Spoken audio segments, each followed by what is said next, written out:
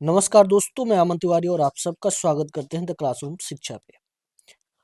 हमारे इस आरंभ सीरीज में और क्वेश्चन को आगे बढ़ाते हुए आज हम लोग 148 नंबर का क्वेश्चन देखेंगे। अभी हम लोग का ये माइक्रो इकोनॉमिक्स का ही सीरीज चल रहा है। माइक्रो इकोनॉमिक्स में ही हम लोग 148 नंबर तक क्वेश्चन सॉल्व किए हैं इससे पहले तक। आज देखते हैं आज का क्वेश्चन क्या है। If the marginal revenue is constant for a commodity then elasticity of demand क्या होगा। अब देखिए, इसको दो तरीके से सॉल्व किया जा सकता है। मान लेते पहले कि मार्जिनल रेवेन्यू कांस्टेंट दिया हुआ है, तो हमको इलास्टिसिटी बताना है। ठीक है, तो अगर आप इसको क्वेश्चन से सॉल्व करोगे, मतलब इसको कोई वैल्यू मान लो कि मार्जिनल रेवेन्यू, एक फॉर्मूला है हमारे पास, marginal revenue equal to average revenue into 1 - 1 by elasticity. अगर यहाँ पे मार्जिनल रेवेन्यू को कोई कांस्टेंट वैल्यू मान लेते हैं, कोई भी कांस्टेंट मानते हैं, तो उसके रिस्पेक्ट में कुछ एआर का भी वैल्यू होगा। यानी कि अगर हम लोग इसको एक साइड कर ले, M R is divided by A R is equal to 1 - 1 by E आ जाएगा हमारे पास। यानी कि अगर एम आर का कुछ भी वैल्यू कांस्टेंट होगा तो उसके रिस्पेक्ट में कुछ ए आर का भी वैल्यू होगा, उसके रिस्पेक्ट में हम लोग इलास्टिसिटी बता सकते हैं। क्योंकि अब हमको पता नहीं है कि एम आर का वैल्यू कितना है, ए आर का वैल्यू कितना है, तो हम उसको अब दूसरे तरीके से सॉल्व करेंगे, ऑप्शन वाइज सॉल्व करेंगे। अब मान लेते हैं इलास्टिसिटी ऑफ डिमांड को अगर यूनिट मानते हैं, अगर यूनिट मानते हैं तो इस फॉर्मूले में पुट करो। पहला हम लोग यूनिट मानते हैं, तो इस फॉर्मूले में अगर पुट करेंगे तो 1 - 1 - 1 बाई ई है। अगर यूनिट वहां ई की जगह 1 पुट करेंगे तो ये टोटल वैल्यू कितना आ जाएगा, 0 के बराबर आ जाएगा। यानी कि एम आर कितना आ जाएगा, 0 के बराबर हो जाएगा। तो एम आर इक्वल टू 0 भी एक कांस्टेंट वैल्यू है। अब दूसरा एक वैल्यू पुट करते हैं, इनफाइनाइट। अगर इनफाइनाइट वैल्यू पुट करोगे तो 1 - 1 बाई ई। अब यहाँ ई की जगह अगर इनफाइनाइट पुट करेंगे तो टोटल वैल्यू 0 आ जाएगा। यानी कि ये टोटल वैल्यू कितना आ जाएगा, 1 के बराबर हो जाएगा। तो यहाँ M R is equal to A R के बराबर हो जाएगा। M R is equal to A R, यानी कि ये कांस्टेंट नहीं होगा, फिर ए आर पे डिपेंडेंट हो जाएगा। तीसरा इनडिटर्मिनेट है, तो इनडिटर्मिनेट का तो कोई मतलब नहीं हो, कुछ कोई भी वैल्यू कैरी कर सकता है। फिर है 0, तो तीसरा अगर हम लोग 0 पुट करके देखते हैं, 0 अगर 1 - 1 बाई ई में अगर हम लोग 0 पुट करेंगे यहाँ पे, तो वो 0 अगर पुट करेंगे तो टोटल वैल्यू इनफाइनाइट हो जाएगा। तो 1 माइनस इनफाइनाइट इनफाइनाइट हो जाएगा। तो इस केस में जो एम आर हो जाएगा वो इनफाइनाइट होल्ड करेगा। तो इनफाइनाइट का भी कोई मतलब नहीं है कांस्टेंट कहने का। इसलिए ऑप्शन के अनुसार सबसे करेक्ट आंसर यूनिट होगा। अगर इलास्टिसिटी ऑफ डिमांड यूनिटरी होगा, यूनिट होगा, उस केस में एम आर मार्जिनल रेवेन्यू का वैल्यू 0 होगा, अर्थात कोई ना कोई एक कांस्टेंट होगा। तो इसका करेक्ट आंसर ए यूनिटी होगा। नेक्स्ट क्वेश्चन देखते हैं, ए commodity falls under category of luxury good if it's income elasticity of demand is more than unity.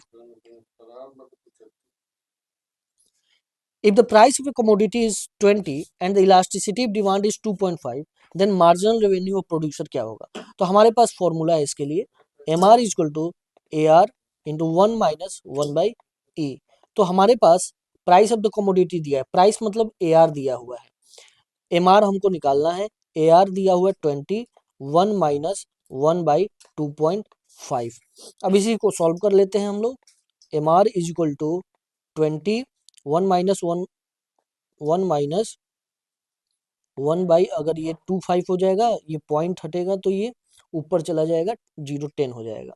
ठीक है, तो M R is equal to 20 into 50 divided by 25, यानी कि एम आर कितने आ जा रहा है, 12 के बराबर आ जा रहा है। तो इसका करेक्ट आंसर हो जाएगा C. C will be the correct answer. Next question देखते हैं, if the cross elasticity of demand for two good is positive. Cross elasticity positive है, देन ये गुड कैसा हो सकता है। तो अब इसको हम लोग करके ही देख लेते हैं। दो गुड है, मान लो ए एंड बी है, ठीक है, क्रॉस इलास्टिसिटी की बात कर रहा है। तो क्रॉस इलास्टिसिटी मतलब अगर बी का मान लो प्राइस हम लोग फॉल करा देते हैं, गिरा देते हैं, इस केस में बी का जो क्वांटिटी डिमांडेड है वो बढ़ जाएगा। अगर हमको क्या पॉजिटिव दिखाना है इसका रिलेशन क्रॉस इलास्टिसिटी का, मतलब अगर ये प्राइस फॉल हो रहा है तो ये क्वांटिटी भी फॉल होना चाहिए। तो ये कब होगा, जब ये क्वांटिटी और ये क्वांटिटी के बीच का रिलेशन क्या होगा, सब्स्टिट्यूट गुड के अनुसार होगा। तो ये गुड कैसा होगा, सब्स्टिट्यूट गुड का होगा, यानी कि A will be the correct answer. अगर यही अगर यही रिलेशन अगर पूछता कि निगेटिव रिलेशन हमको बताना है, तो निगेटिव किसका होता है, कॉम्प्लीमेंट्री गुड का होता है। कॉम्प्लीमेंट्री गुड अगर रहेगा तो ये निगेटिव रिलेशन होगा। तो इसका करेक्ट आंसर क्या होगा, ए ऑप्शन होगा।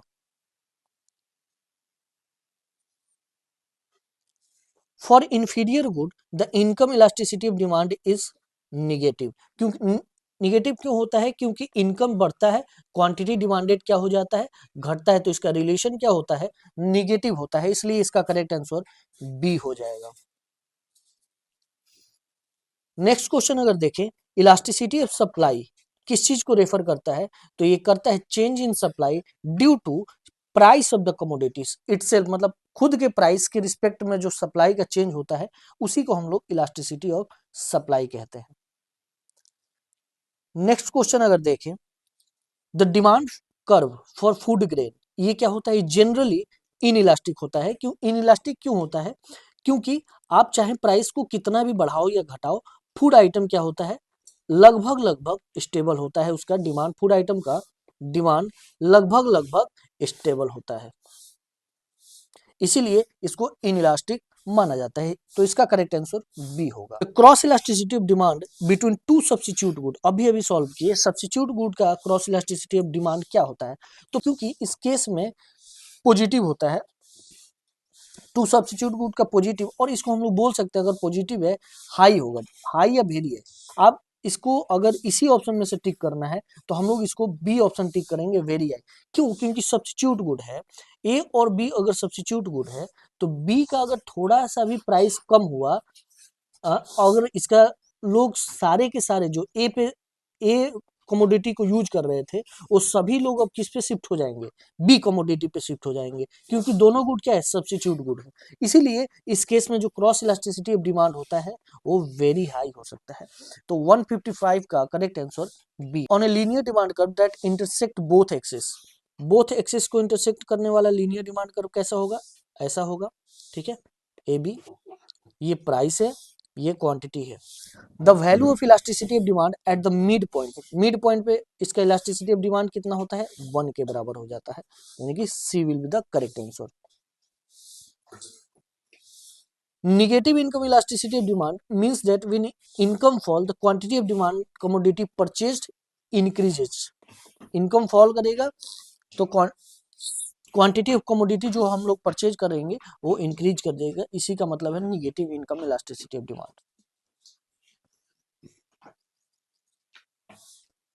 On a linear demand function the price elasticity of demand, linear demand function पे क्या होता है, डिक्रीज करते जाता है as we move down to the curve.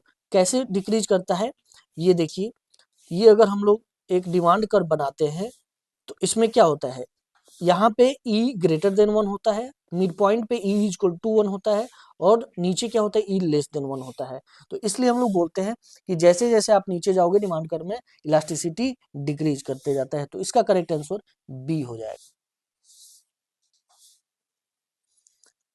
The cross elasticity of demand between perfect substitute good, देखिए substitute good के बीच में बहुत हाई हो सकता है, और परफेक्ट अगर है तो उस केस में क्या हो जाएगा, क्रॉस इलास्टिसिटी इनफाइनाइट पहुंच सकता है। क्यों, क्योंकि परफेक्ट है। तो इस सिचुएशन में अगर थोड़ा भी प्राइस किसी दूसरे गुड का, मतलब मान लो अगर ए और बी सब्स्टिट्यूट गुड है और बी का अगर प्राइस थोड़ा सा भी कम होता है, तो सारा का सारा कमोडिटी जो ए गुड आप यूज कर रहे थे उसको खत्म, ए गुड ना यूज करके आप तुरंत शिफ्ट किस पे कर जाओगे, बी पे, क्योंकि परफेक्ट सब्स्टिट्यूट है। तो इस केस में जो क्रॉस इलास्टिसिटी ऑफ डिमांड हो जाएगा वो इनफाइनाइट हो जाएगा, ठीक है।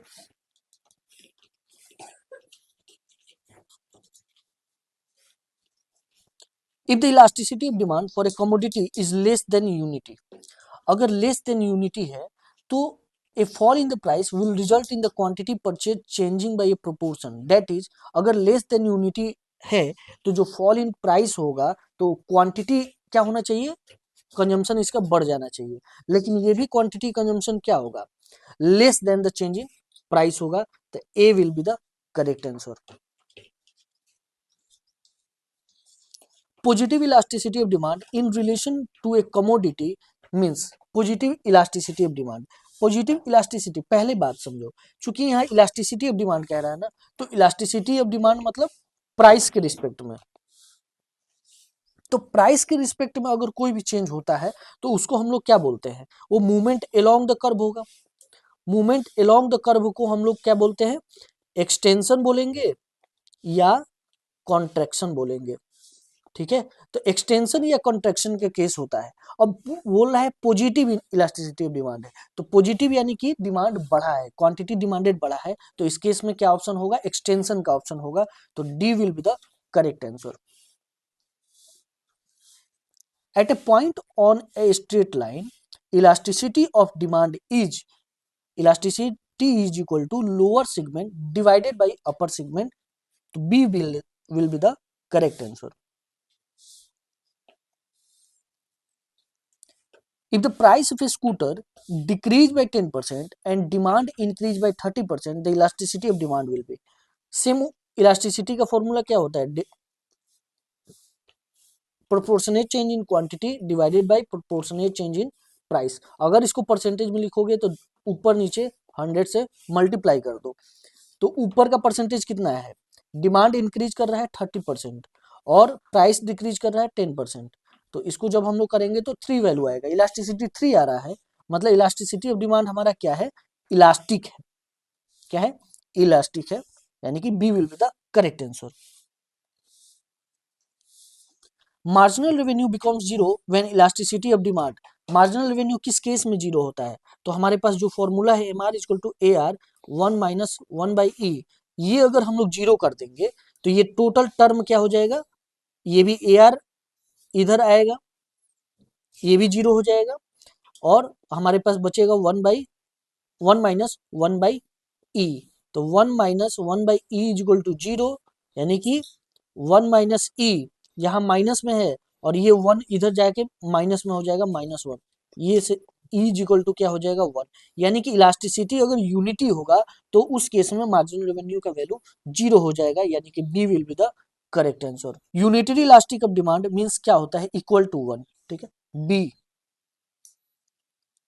For a linear demand curve the price elasticity of demand at each point on the curve क्या होता है, चेंज करते रहता है, लेकिन किसके किसके बीच में रहेगा, जीरो और इंफिनिटी के बीच में रहेगा, तो D will be the correct answer. The quantitative relationship between quantity demanded of A commodity and it price is explained by law of demand. ठीक है, चूंकि ये क्वांटिटेटिव रिलेशनशिप बता रहा है, तो ये quantity demanded of A commodity and it's price ये एक्सप्लेन किया जाता है, सॉरी इसका करेक्ट आंसर होगा इलास्टिसिटी ऑफ डिमांड। क्यों, क्योंकि देखिए लॉ ऑफ डिमांड क्या बताता है, हमारा ओनली क्वालिटेटिव एस्पेक्ट बताता है, qualitative aspect of quantity demanded and qualitative aspect बताता है कि हमारा किस तरह से क्वांटिटी डिमांड होगा विथ रिस्पेक्ट टू प्राइस। लेकिन अगर इसका क्वांटिटेटिव रिलेशन देखना है तो इलास्टिसिटी ऑफ डिमांड से पता चलता है, इसका फॉर्मूला होता है change in quantity divided by change in price. तो ये फॉर्मूला के अनुसार elasticity of demand will be the correct answer, B will be the correct answer of this question quantitative relationship के लिए। ठीक है, तो बी करेक्ट आंसर होगा, लॉ ऑफ डिमांड नहीं होगा। The elasticity at the mid point of a straight line demand curve is 1 के बराबर होगा, C will be the correct answer. Which of the following demand curves does not have constant elasticity? तो किसके पास नहीं होता है, रेक्टेंगुलर हाइपरबोला का होता है, तो ये तो नहीं होगा, लीनियर का नहीं होता, हॉरिजॉन्टल का भी होता है, वर्टिकल का भी होता है, लीनियर का नहीं होगा, तो A will be the correct answer. Linear का चेंज होते रहता है। Moving from top to bottom on the demand curve, elasticity of demand क्या होता है, तो टॉप से बॉटम यानी कि ऊपर से नीचे जाना है तो डिक्रीज करते जाता है, A will be the correct answer. If a straight line demand curve touches a curved demand curve, the elasticity of both curve at the point of tangency will be equal, क्योंकि वो tangent हो जाएगा उस point पे, एक same line होगा दोनों का एक सेम लाइन हो जाएगा, इस केस में इलास्टिसिटी क्या हो जाएगा, इक्वल हो जाएगा। If income elasticity of demand is greater than 1, then the good is क्या होगा, एक लग्जरी गुड होगा, क्योंकि इनकम के रिस्पेक्ट में, इनकम अगर 1 रुपया बढ़ रहा है, हमारा क्या डिमांड क्या हो जा रहा है, लगभग 2 रुपया या 4 रुपये के बराबर बढ़ रहा है, इसलिए वो लग्जरी गुड की तरह माना जाता है। तो B will be the correct answer. Marginal revenue will be negative when demand is, demand कैसा होगा कि तब मार्जिनल रेवेन्यू निगेटिव होगा। तो देखिए, मार्जिनल रेवेन्यू को निगेटिव होने के लिए हमारा, अगर यूनिट इलास्टिक होगा, पहले ही हमने देख लिया है, हमारे पास फॉर्मूला है M R equal to A R 1 - 1/E। अगर ये 1 के बराबर होगा तब तो मार्जिनल रेवेन्यू 0 होगा, तो निगेटिव का प्रश्न नहीं बनता है, तो ये हटा दो। रिलेटिव इलास्टिसिटी, रिलेटिव इलास्टिसिटी का मतलब 2 3 4 ऐसे कुछ वैल्यू होगा। तो अगर 2 3 4 हम लोग वैल्यू इसमें पुट करेंगे, ए आर 1 - मान लेते हैं हम लोग 1/4 पुट करते हैं, तो इस केस में ए आर 1 - 1/4 अगर होगा तो ये 3/4 हो जाएगा। तो इस केस में भी ए आर चूंकि पॉजिटिव ही होगा, तो इस केस में भी ये टोटल वैल्यू क्या हो जाएगा, पॉजिटिव हो जाएगा। तो इस केस रिलेटिव इलास्टिसिटी केस में भी निगेटिव नहीं हो सकता है। लेकिन अगर परफेक्ट इलास्टिसिटी देखते हैं, परफेक्ट इलास्टिसिटी मतलब इनफाइनाइट होता है, तो परफेक्ट इलास्टिसिटी मतलब इनफाइनाइट, उस केस में जो एम आर होगा वो 1 - 1/इनफाइनाइट होगा, यानी कि इसका वैल्यू 0 आएगा। ए आर के कितना आ जाएगा, ए आर पॉजिटिव हो जाएगा, A R M R equal to A R के बराबर होगा, तो ये भी पॉजिटिव हो जाएगा। ठीक है, तो हम देख रहे हैं कि इस तीनों केस में, परफेक्ट इलास्टिसिटी, रिलेटिव इलास्टिसिटी और यूनिट इलास्टिसिटी केस में क्या आ रहा है, पॉजिटिव वैल्यू आ रहा है मार्जिनल रेवेन्यू का। तो निगेटिव केस हमेशा हमेशा इन इलास्टिक के केस में आएगा, यानी कि अगर डिमांड इन इलास्टिक होगा तो उस केस में मार्जिनल रेवेन्यू क्या होगा, हमारा इन इलास्टिक हो जाएगा। ठीक है,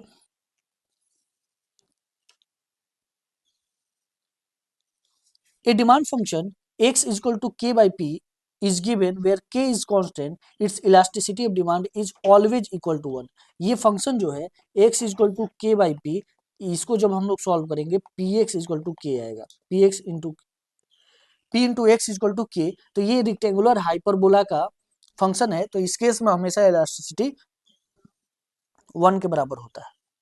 When a commodity is actually used or consumed, its demand become more elastic। क्योंकि वो कंज्यूम हो चुका है, तो कंज्यूमर बेटर अपने गुड के बारे में, कमोडिटी के बारे में जान चुका है, तो इस केस में जो डिमांड हो जाता है वो मोर इलास्टिक हो जाता है। For an inferior good, income elasticity of demand is negative, C will be the correct answer. If a demand curve is parallel to the Y axis, price elasticity of demand, अगर parallel to the Y axis है, Y axis के parallel है, तो del एक Q क्या हो जाएगा, 0 हो जाएगा। तो इलास्टिसिटी में ऊपर क्या है, डेल क्यू, ये जब 0 है तो टोटल फंक्शन को क्या बना देगा, 0 बना देगा। तो C will be the correct answer. An isoquant curve is convex to the origin because the marginal rate of substitution क्या होता है, इज डिमिनिशिंग होता है, इसीलिए कन्वेक्स होता है। अगर कनकेव होता है तो वो क्या होता है, इंक्रीजिंग होता है। तो B will be the correct answer. Cross elasticity between close substitute, अगर क्लोज सब्स्टिट्यूट है, यानी कि परफेक्ट सब्स्टिट्यूट नहीं है, क्लोज सब्स्टिट्यूट है, तो ग्रेटर देन यूनिटी, इस केस में क्रॉस इलास्टिसिटी होगा। क्यों, क्योंकि अगर मान लो A and B cross close substitute है, तो बी का अगर प्राइस गिरता है तो इसका क्वांटिटी बढ़ जाएगा, तो ए का क्वांटिटी क्या हो जाएगा, कम हो जाएगा, क्योंकि क्लोज सब्स्टिट्यूट है। तो इस केस में क्या हो रहा है, जो ये कितना, जितना क्वांटिटी ये बढ़ेगा उतना ही क्वांटिटी ये गिर जाएगा। तो इस केस में क्या होता है, ये क्रॉस इलास्टिसिटी इस केस में ग्रेटर देन यूनिटी हो जाएगा। तो B will be the correct answer. Regarding cross elasticity of demand between two goods, which statement is true, when goods are complementary cross elasticity is 0, नहीं, good complementary हो तो 0 नहीं होता है। Goods are independent, cross elasticity is positive, wrong। When goods are complementary, cross elasticity is positive, ये भी wrong। When goods are jointly demanded मतलब complementary, cross elasticity is negative, तो D will be the correct answer। How many types of elasticity of demand are there? There are 3 types: on price elasticity, cross price elasticity and income elasticity। Elasticity of demand सोच क्या सोच करता है, तो rate of change in quantity को show करता है। For an inferior good income consumption curve and angel curve. तो देखिए ये दोनों कर्व के बीच का डिफरेंस हम बता देते हैं। एंजल कर्व कैसे बनता है, जब हमारे वाई एक्सिस पे इनकम होगा और एक्स एक्सिस पे क्वांटिटी होगा। और इनकम कंजम्पशन कर्व कैसे बनता है, इनकम कंजम्पशन कर्व बनता है जब हमारे पास बजट लाइन रहता है। बजट लाइन रहेगा यानी कि यहाँ पे गुड 1 होगा, यहाँ पे गुड 1 और यहाँ पे गुड 2। तो गुड 2 और गुड 1 के बीच में जो कर्व बनाया जाता है उसके रिस्पेक्ट में हम लोग जो कर्व ओरिजिनेट कराते हैं, जैसे एक बजट लाइन होगा, एक हमारा आईसी कर्व होगा। तो जैसे जैसे इनकम बढ़ाते जाओगे तो मान लो ऐसे बजट लाइन बढ़ते जाएगा, हमारा आईसी भी बढ़ते जाएगा। तो उस लाइन को हम लोग जब मिलाते हैं इस दोनों बजट लाइन और आईसी कर्व के मिलने से जो हमारा इक्विलिब्रियम बनेगा, तो हर एक पॉइंट पे हर एक चेंज इनकम के साथ जो इक्विलिब्रियम चेंज होगा, उस इक्विलिब्रियम को जब हम मिलाते जाएंगे तो तब जो हमको कर्व मिलेगा तो उसको हम लोग बोलते हैं इनकम कंजम्पशन कर्व। ठीक है, तो ये दोनों कर्व का डिफरेंस होता है, इनकम कंजम्पशन कर्व और एंजल कर्व में। तो इंफीरियर गुड के केस में क्या होता है, इनकम बढ़ता है और उसका कंजम्पशन क्या हो जाता है, डिक्रीज करता है। तो इस केस में जो कर्व बनता है वो निगेटिवली स्लोप्ड हो जाता है।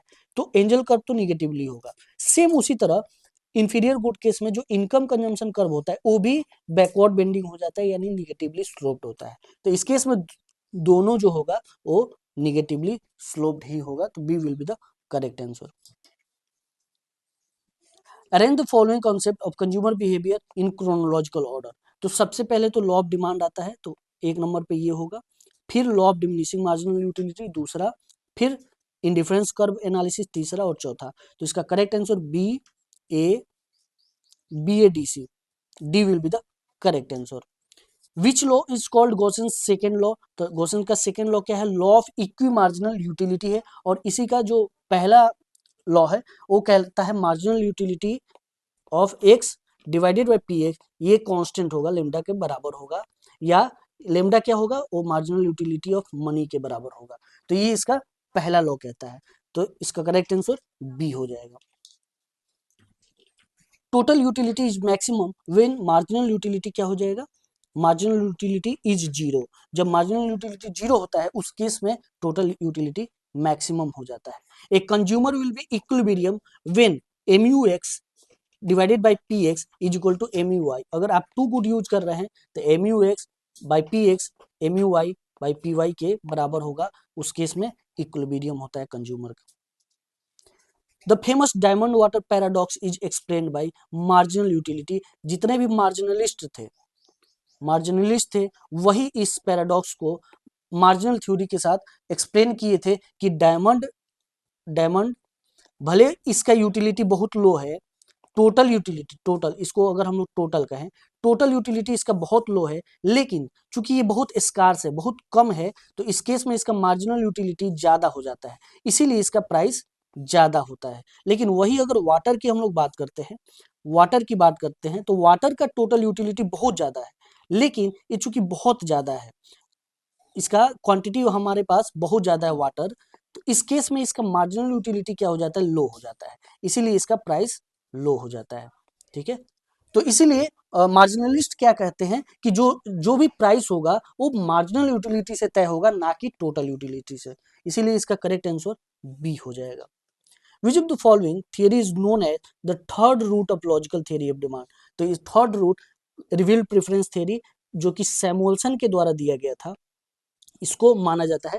पहला रूट किसको बोला जाता है, यूटिलिटी एनालिसिस को, दूसरा रूट इंडिफरेंस कर्व एनालिसिस को, और तीसरा रिवील प्रेफरेंस थ्योरी को बोला जाता है।